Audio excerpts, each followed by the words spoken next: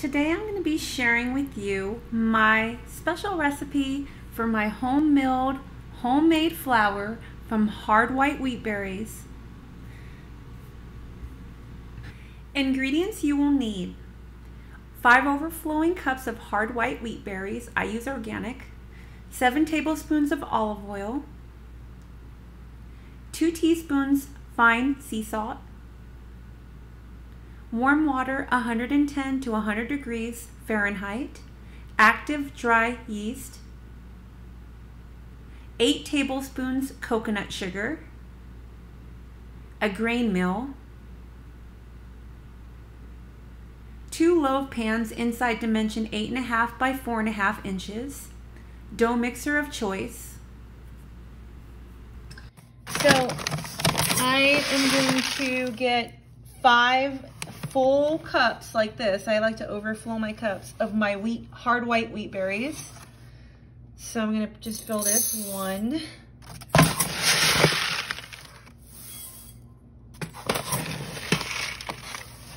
5. I'm making 2 loaves of bread. So I'm gonna take my wheat berries, bring it over here, and here I have my Mockmill. When you mill your flour, there are 2 stone plates that's inside, so this is stone milled flour. The first thing you have to do with this is to turn the Mockmill on first. You can't pour it in, it'll get stuck. So you gotta get the blades going on the mill first.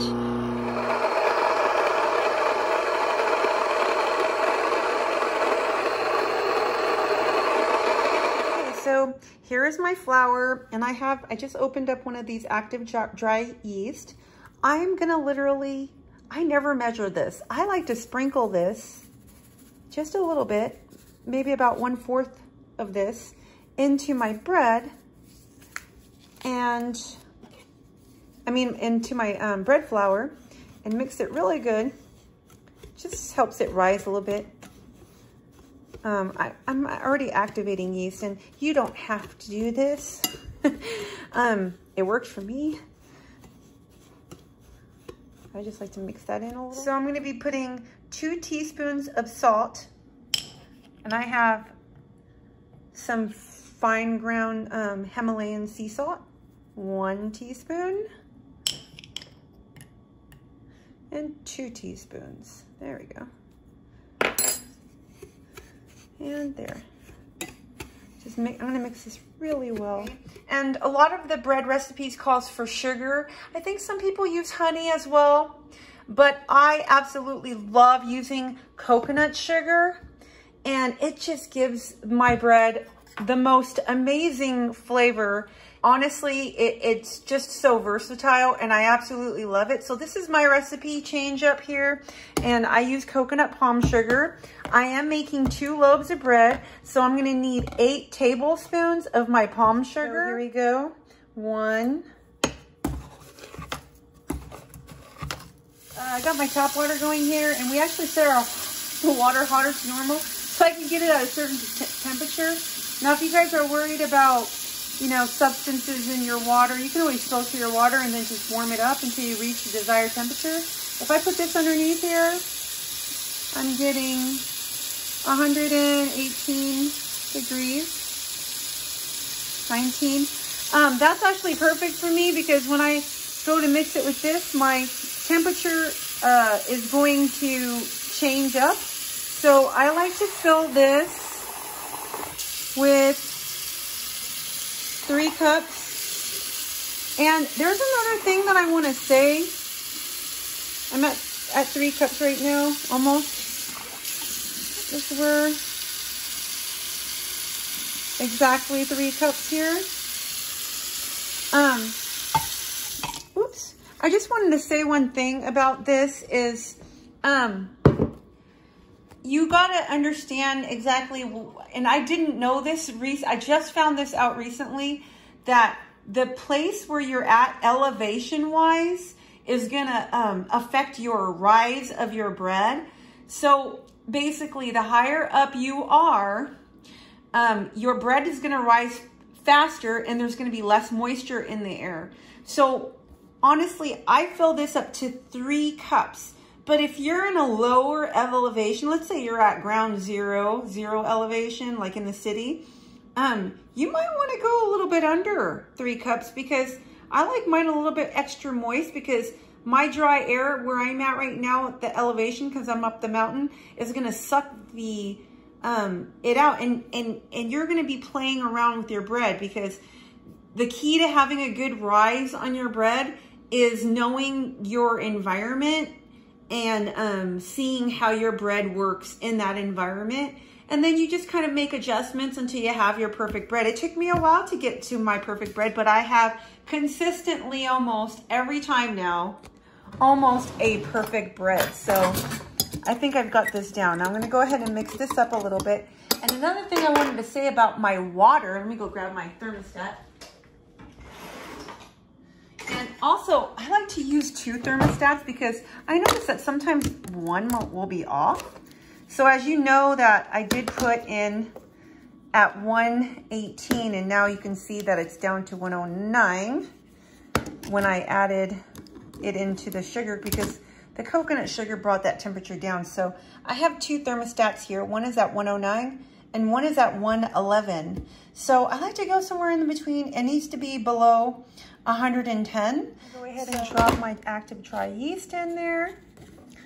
So I'm going to put 1 whole packet. Okay. And then I'm going to put an entire whole packet.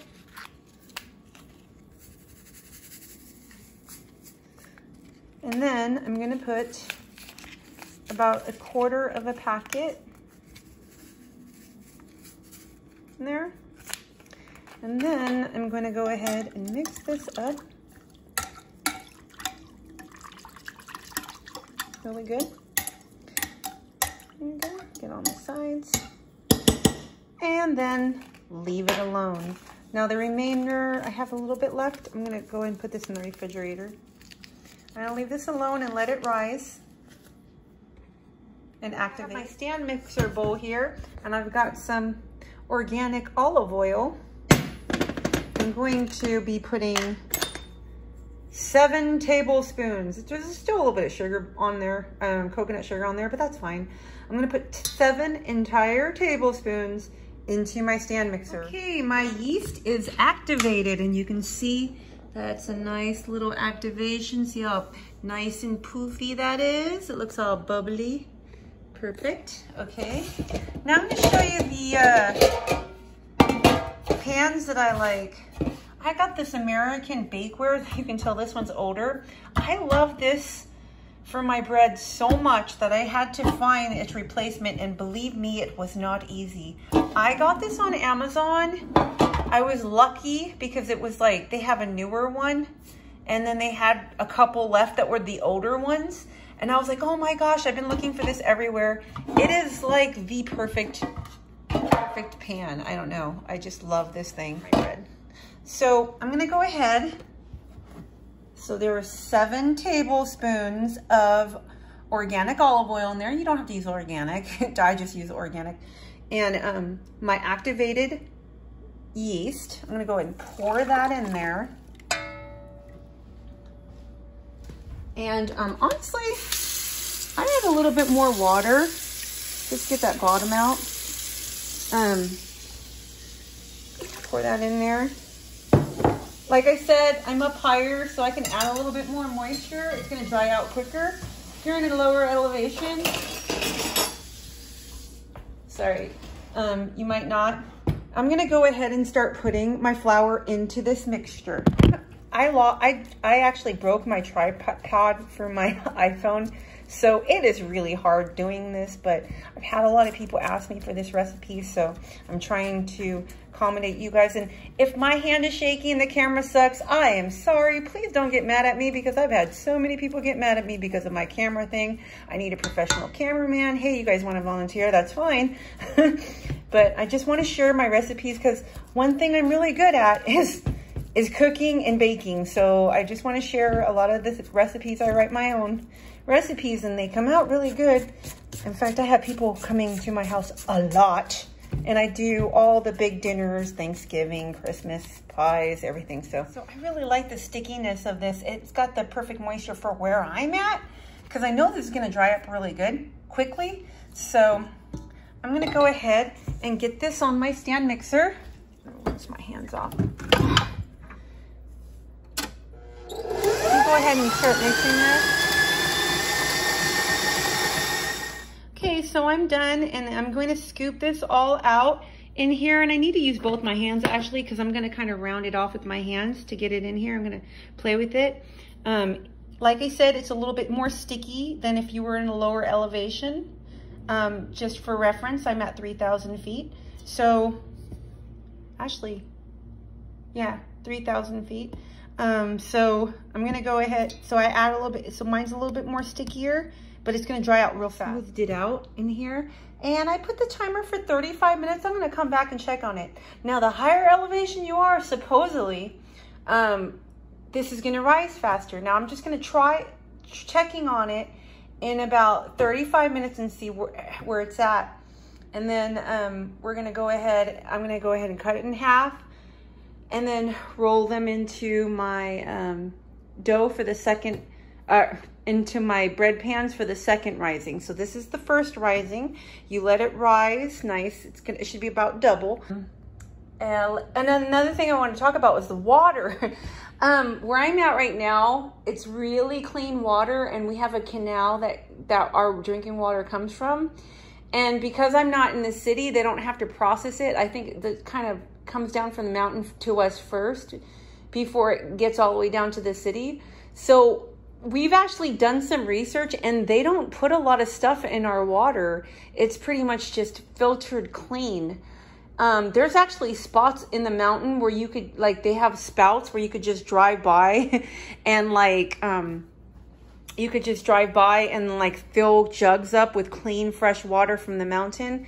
So, so that's why I go ahead and use my tap water, knowing that it's pretty good stuff. I mean, like when I pour a glass and I look at it, the glass from my tap, it's like crystal clear. Like, it is so clear. And when I lived in the city, I would pour a glass and it would all be foggy and, you know, fuzzy. So then I would have to filter all my water. But up here, it's just so crystal clear, and I love that. Okay, so it hasn't even been, it's been about 20 minutes and it's fully risen. So I'm gonna go ahead and take this out and dump it on here. There we go. You see that? Nice rise.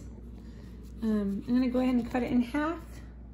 I'm gonna spray my pans down with some non-stick spray. In here. I'll spring it everywhere.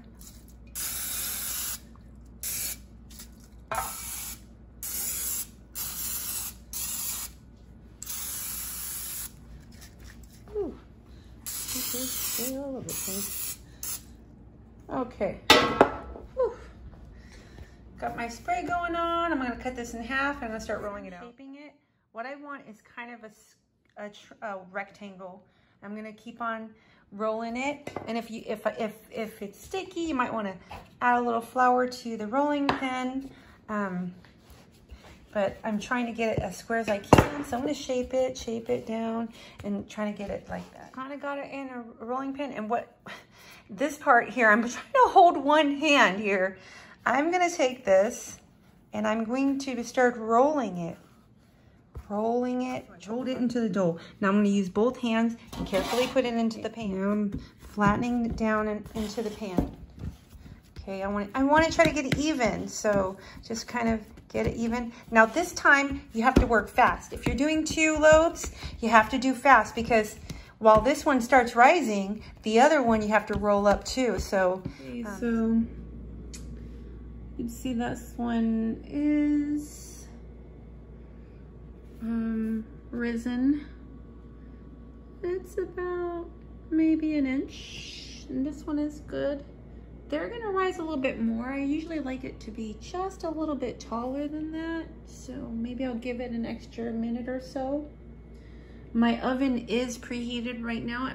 You don't want to turn it on later on. You have to be hot when these are ready to go in. So make sure that your oven is ready to rock. This one actually looks like a perfect height, but this one looks like it needs an extra minute or so. So I'm gonna come back and put it in a second. Okay, so I'm liking the height of that. You can see where that goes over. And these are gonna go into the oven right now. After 30 minutes, pop them out of the pans and transfer them onto cooling racks. Another great tip is when they're cool off and ready to be cut, turn them sideways and use a good bread knife to saw into them to have a perfect bread. Here I've made a burger. I like to do hand-tossed burgers with melted cheese and veggies. Another great thing I like to do is put them back into a toaster oven and have them toasted because they're just delicious. Enjoy!